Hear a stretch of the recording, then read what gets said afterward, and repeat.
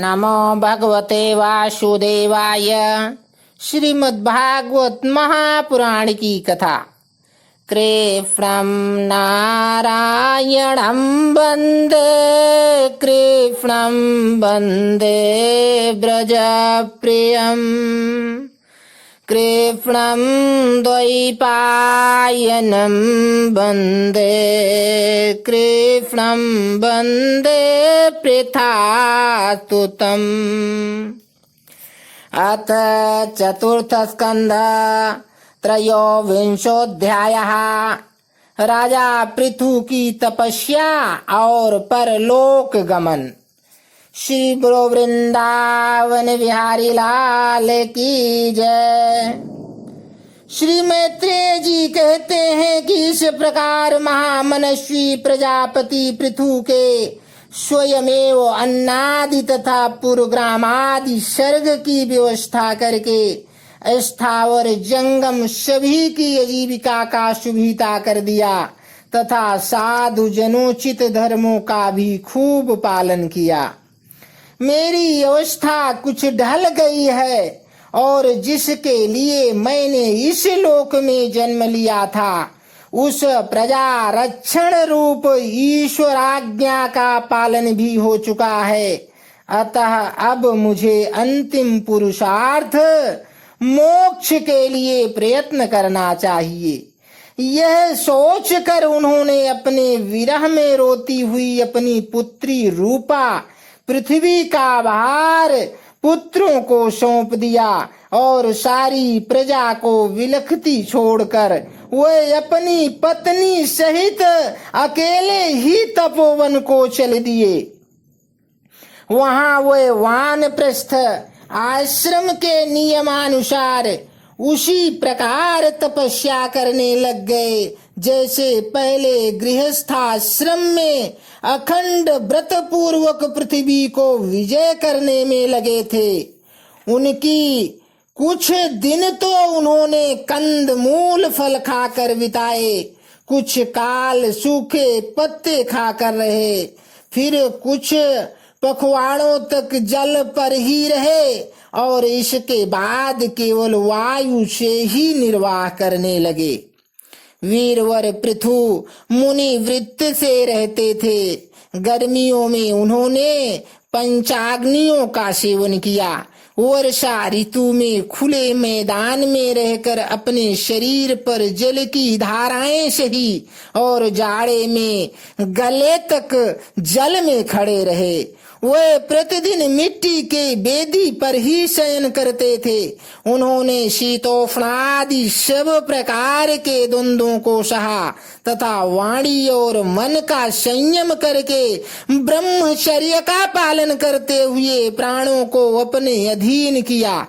इस प्रकार श्री कृष्ण की आराधना करने के लिए उन्होंने उत्तम तप किया। इस क्रम से उनकी तपस्या बहुत पुष्ट हो गई और उसके प्रभाव से कर्म मल नष्ट हो जाने के कारण उनका चित्त सर्वथा शुद्ध हो गया। प्राणायामों के द्वारा मन और इंद्रियों के निरुद्ध हो जाने से उनका वासना जनित बंधन भी कट गया।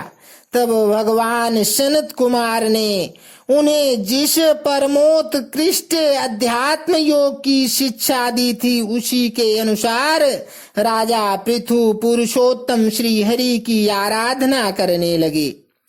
इस तरह भगवत परायण होकर श्रद्धा पूर्वक सदाचार का पालन करते हुए निरंतर साधन करने से परब्रह्म परमात्मा में उनकी अनन्य भक्ति हो गई। इस प्रकार भगवद उपासना से अंतःकरण शुद्ध सात्विक हो जाने पर निरंतर भगवत चिंतन के प्रभाव से प्राप्त हुई।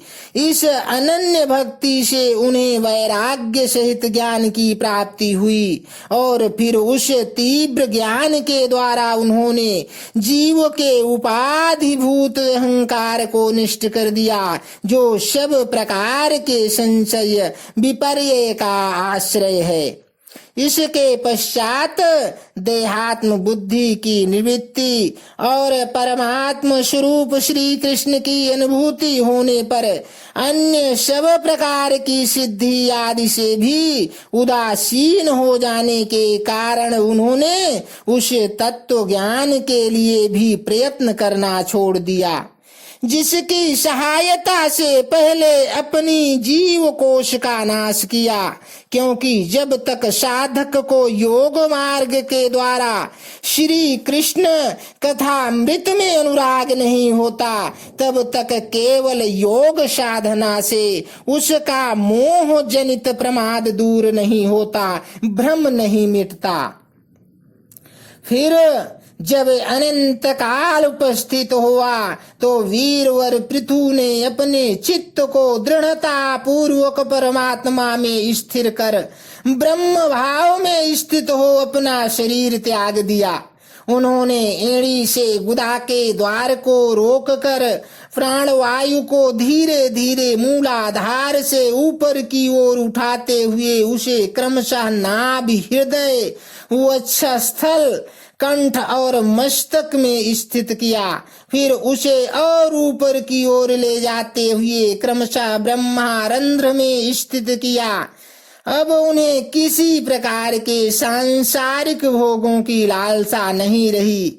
फिर यथास्थान विभाग करके प्राणवायु को समष्टि वायु में, पार्थिव शरीर को पृथ्वी में और शरीर के तेज को समष्टि तेज में लीन कर दिया। हृदयाकाशादि देहावच्छिन्न आकाश को महाकाश में और शरीरगत रुधिरादि जलीय अंश को समष्टि जल में लीन किया। इसी प्रकार फिर पृथ्वी को जल में, जल को तेज में और तेज को वायु में और वायु को आकाश में लीन किया। तदनंतर मन को सविकल्प ज्ञान में जिनके अधीन रहता है उन इंद्रियों में, इंद्रियों को उनके कारण रूप तन्मात्राओं में और सूक्ष्म भूतों तन्मात्राओं के कारण अहंकार के द्वारा आकाश, इंद्रिय और तन्मात्राओं को उसी अहंकार में लीन कर दिया। अहंकार को महत्तत्व में लीन किया। फिर संपूर्ण गुणों की अभिव्यक्ति करने वाले उस महत्तत्व को मायोपाधिक जीव में स्थित किया। तदनंतर उस माया रूप जीव की उपाधि को भी उन्होंने ज्ञान और वैराग्य के प्रभाव से अपने शुद्ध ब्रह्म स्वरूप में स्थित होकर त्याग दिया।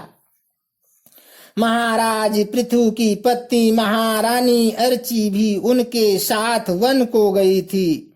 वह बड़ी सुकुमारी थी, पैरों से भूमि का स्पर्श करने योग्य भी नहीं थी।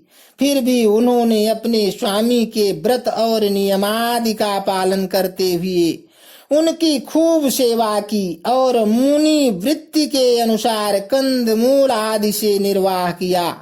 इससे यद्यपि वो बहुत दुर्बल हो गई थी तो भी प्रियतम के कर स्पर्श से सम्मानित होकर उसी में आनंद मानने के कारण उन्हें किसी प्रकार का कष्ट नहीं होता था। अब पृथ्वी के स्वामी और अपने प्रियतम महाराज पृथु की देह को जीवन के चेतना आदि सभी धर्मों से रहित देख उस सती ने कुछ देर विलाप किया। फिर पर्वत के ऊपर चिता बनाकर उसे उस चिता पर रख दिया। इसके बाद उस समय के सारे कृत्य कर नदी के जल में स्नान किया। अपने परम पराक्रमी पति को जलांजलि दे आकाश स्थित देवताओं की वंदना की तथा 3 बार चिता की परिक्रमा कर पति देव के चरणों का ध्यान करती हुई अग्नि में प्रवेश कर गई।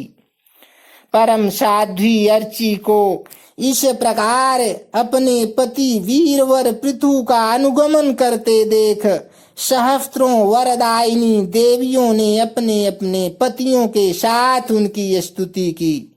वहां देवताओं के बाजे बजने लगे। उस समय उस मंदराचल के शिखर पर वे देवांगनाएं पुष्पों की वर्षा करती हुई आपस में इस प्रकार कहने लगी। देवियों ने कहा, अहो, यह स्त्री धन्य है।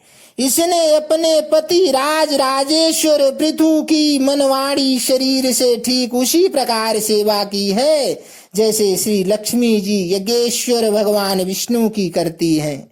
अवश्य ही अपने अचिंत्य कर्म के प्रभाव से यह सती हमें भी लांघ कर अपने पति के साथ उच्चतर लोकों को जा रही है।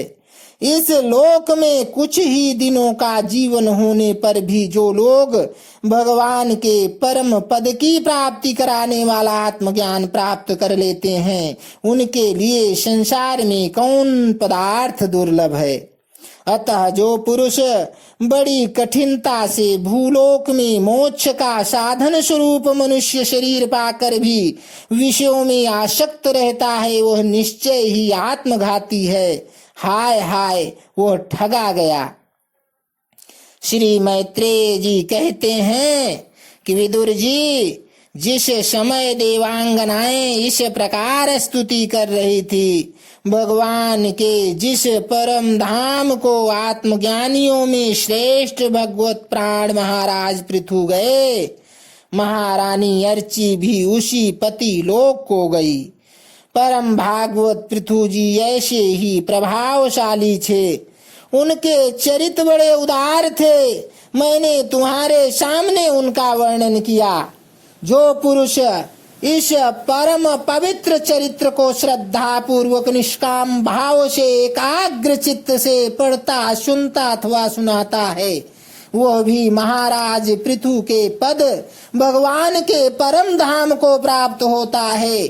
इसका सकाम भाव से पाठ करने से ब्राह्मण ब्रह्म तेज प्राप्त करता है, क्षत्रिय पृथ्वीपति हो जाता है, वैश्य व्यापारियों में प्रधान हो जाता है और शूद्र में साधुता आ जाती है। स्त्री हो अथवा पुरुष, जो कोई इसे आदर पूर्वक 3 बार सुनता है, वह संतानहीन हो तो पुत्रवान, धनहीन हो तो महाधनी, कीर्तिहीन हो तो यशस्वी और मूर्ख हो तो पंडित हो जाता है। यह चरित्र मनुष्य मात्र का कल्याण करने वाला और अमंगल को दूर करने वाला है। यह धन, यश और आयु की वृद्धि करने वाला, स्वर्ग की प्राप्ति कराने वाला और कलयुग के दोषों का नाश करने वाला है। यह धर्मादि चतुर्वर्ग की प्राप्ति में भी बड़ा सहायक है। इसीलिए जो लोग धर्म, अर्थ, काम और मोक्ष को भली भांति सिद्ध करना चाहते हैं, उन्हें इसका श्रद्धा पूर्वक श्रवण करना चाहिए। जो राजा विजय के लिए प्रस्थान करते समय इसे सुनकर जाता है, उसके आगे आकर राजा लोग उसी प्रकार भेंटे रखते हैं जैसे पृथु के सामने रखते थे। मनुष्य को चाहिए कि अन्य सब प्रकार की आसक्ति छोड़कर भगवान में विशुद्ध निष्काम भक्ति भाव रखते हुए महाराज पृथु के इस निर्मल चरित्र को सुनावे और पढ़े। विदुर जी, मैंने भगवान के महात्म्य को प्रकट करने वाला यह पवित्र चरित्र तुम्हें सुना दिया। इसमें प्रेम करने वाला पुरुष महाराज पृथु की सी गति पाता है। जो पुरुष इस पृथु चरित्र का प्रतिदिन आदर पूर्वक निष्काम भाव से श्रवण और कीर्तन करता है, उसका जिसके चरण संसार सागर को पार करने के लिए नौका के समान है, उन श्री हरि में सुदृढ़ अनुराग हो जाता है। इति श्रीमद्भागवते महापुराणे पारमहंस्यां संहितायां चतुर्थस्कन्धे त्रयोविंशोऽध्यायः सम्पूर्णः। बोलो वृंदावन बिहारी लाल की जय। बोलो विष्णु भगवान की जय।